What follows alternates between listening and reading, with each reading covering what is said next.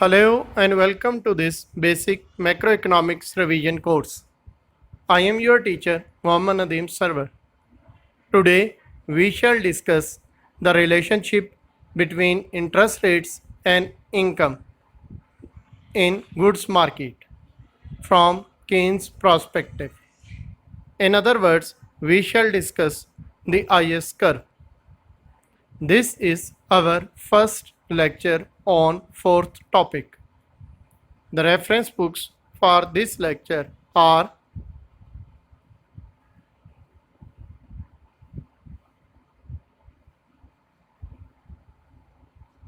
in this lecture. We shall first discuss the background of IS curve, then we shall discuss the investment function. After that, we shall see how planned expenditure curve affects with changes in interest rate. Then we shall define IS curve and derive it graphically as well as mathematically. Then we shall discuss the shifting and the slope of IS curves. So let's start with the lecture.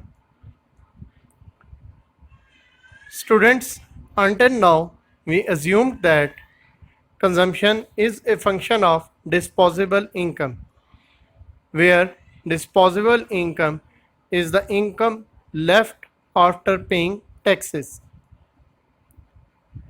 We can assume about the taxes that taxes are exogenously fixed, or they are dependent upon income, or a mix of these two.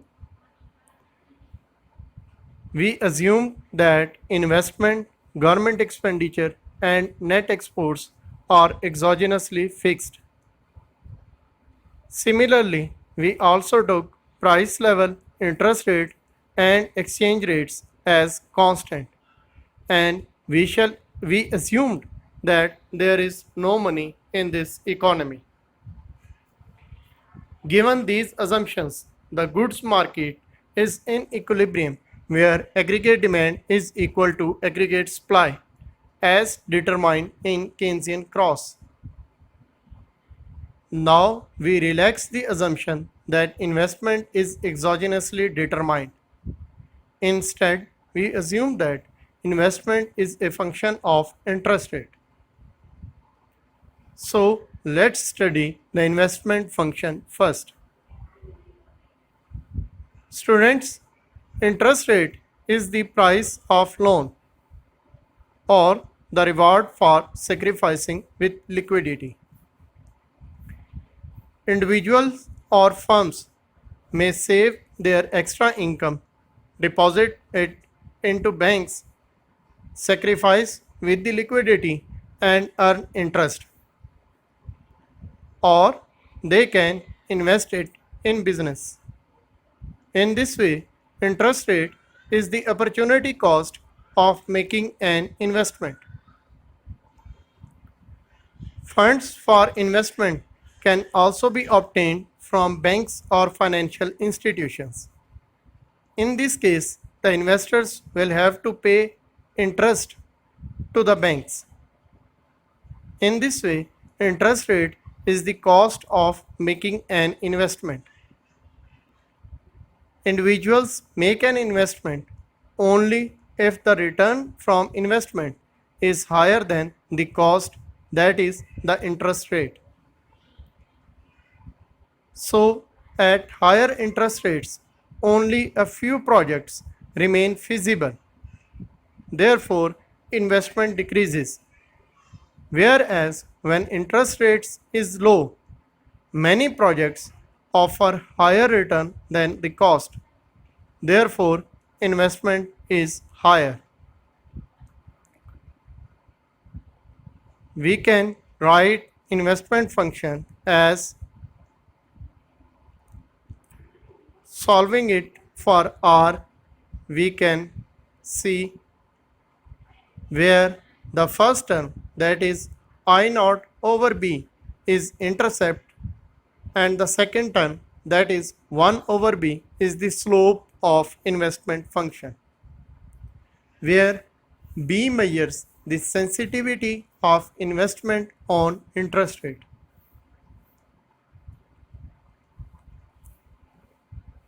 The planned expenditure curves and changes in interest rate. Students, as we know, the aggregate demand or planned expenditures equal to consumption plus investment plus government expenditures plus net exports. So, plugging in the values of consumption and investment we have, and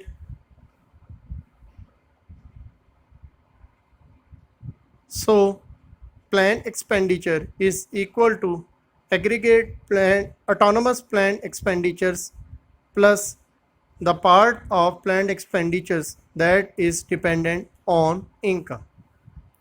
Therefore, now the aggregate planned expenditure curve is where AP represents the intercept. So, if interest rate decreases, this will increase the value of autonomous planned expenditures. Hence, the intercept will increase and aggregate planned expenditure curve will shift upward.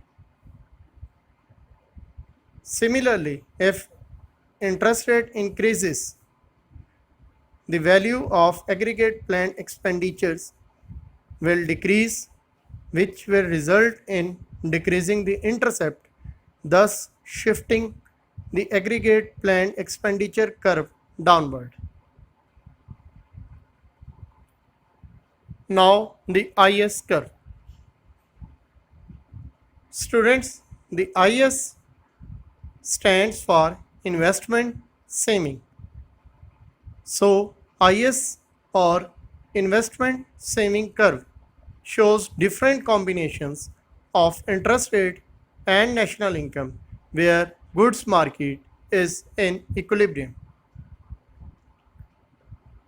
And we know that goods market is in equilibrium where aggregate demand is equal to aggregate supply, or rearranging and cancelling C from both sides, we are left with, we know that net exports are equal to net foreign investment. So here S represents private savings and T minus G is the public saving. Therefore, the sum of these two makes total savings, whereas the sum of the terms on left hand side makes total investment.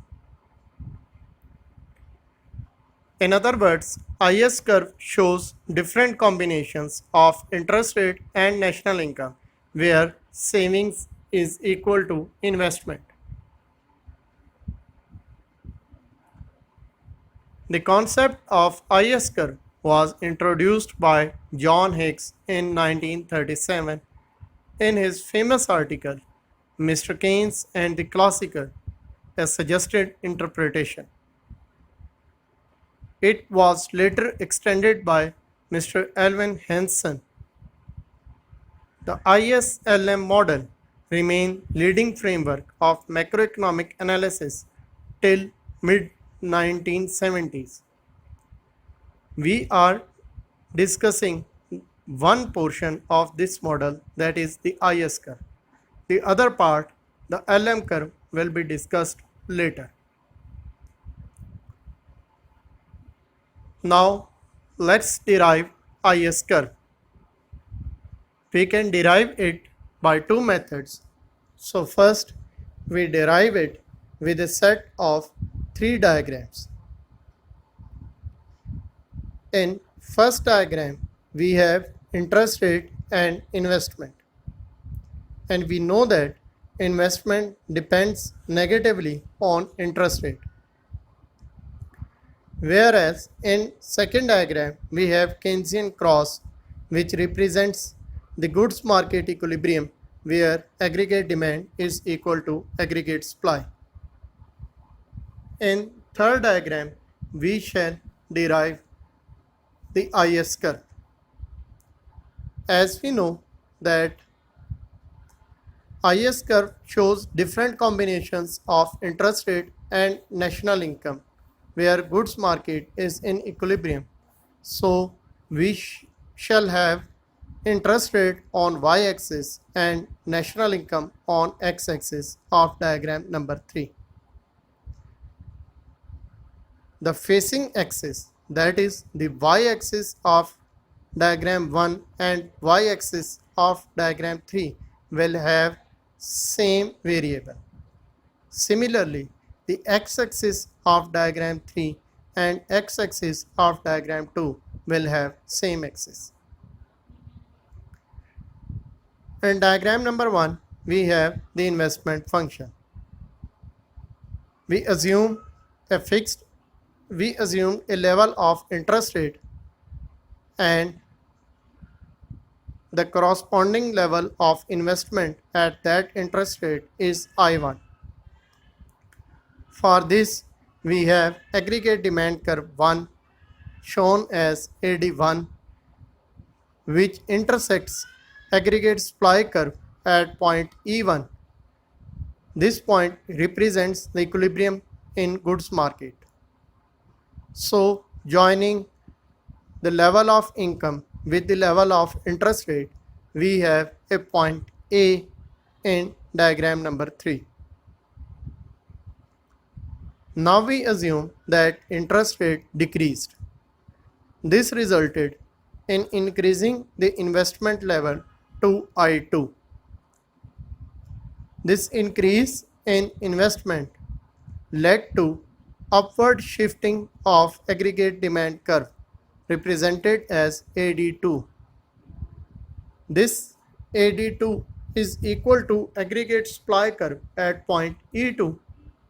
Therefore, the level of income also shifts. Joining this new level of income with new interest rate, we have point B in diagram 3. Joining these 2 points, we have the IS curve.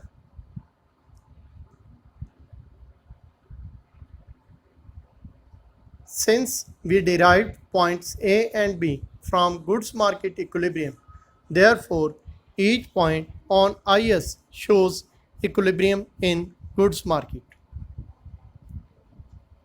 We can also derive the IS curve without diagram number 1.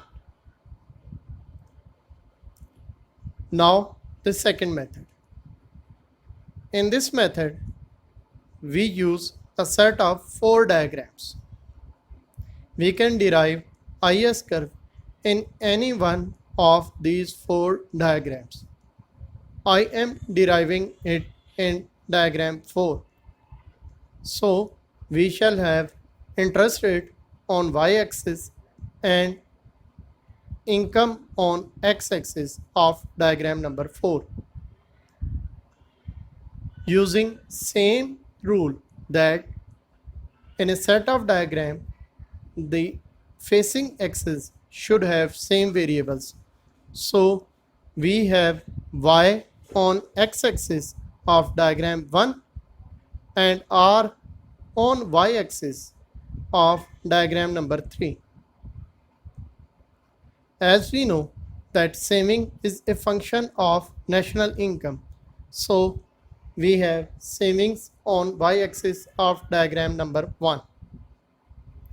Similarly, we know that investment is related with interest rate, so we have investment on x-axis of diagram number 3.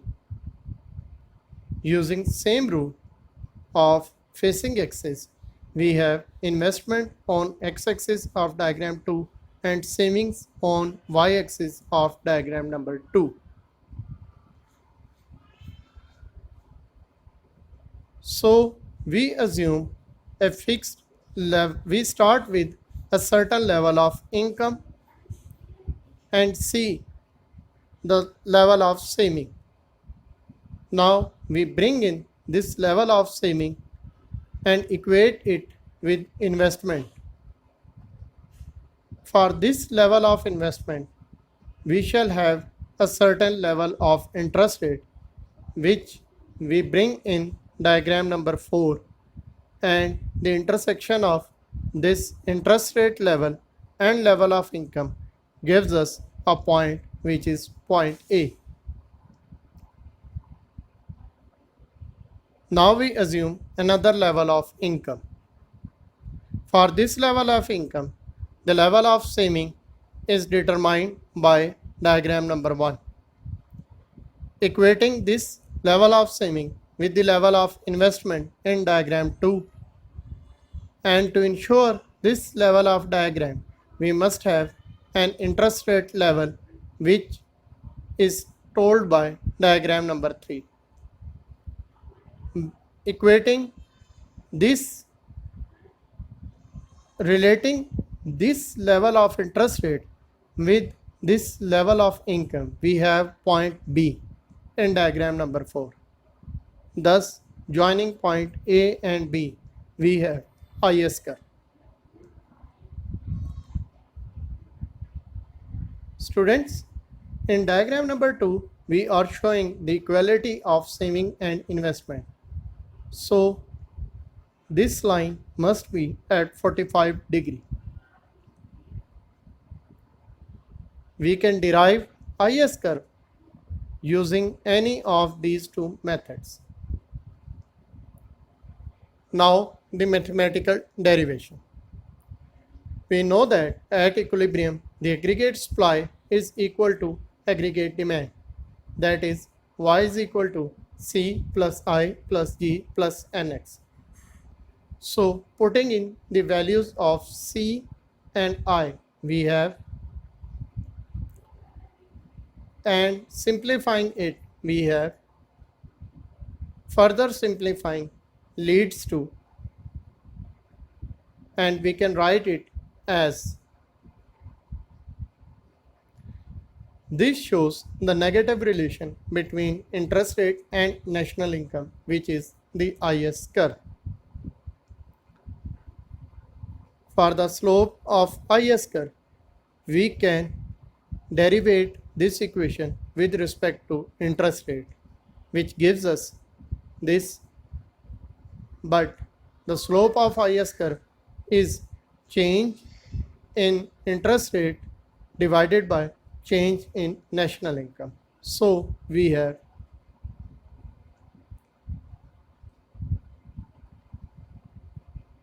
the shifting of IS curve. Students, we can solve for slope and shifting with another method, that is solving for y-axis variable, which is the interest rate. So we solve the equation y is equal to C plus I plus G for the interest rate. This gives us, where first part is intercept and 1 minus C over B is the slope. Any change in any of the variables that are in intercept term will result in shifting the IS curve. So IS curve will shift to the right, or its intercept will increase because of increase in autonomous consumption, autonomous investment, government expenditures, net exports, or decrease in taxes.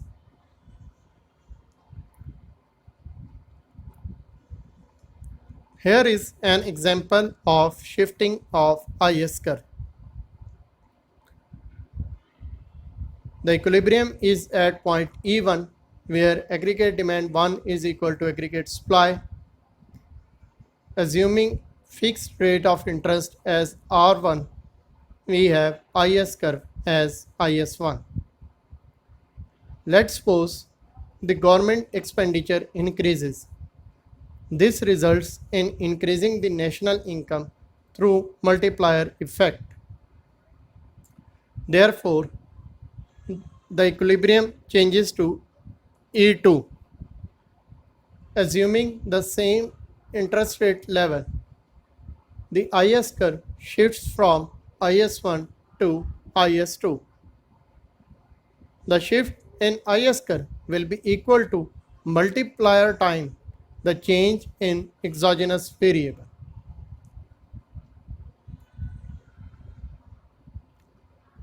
Next, the slope.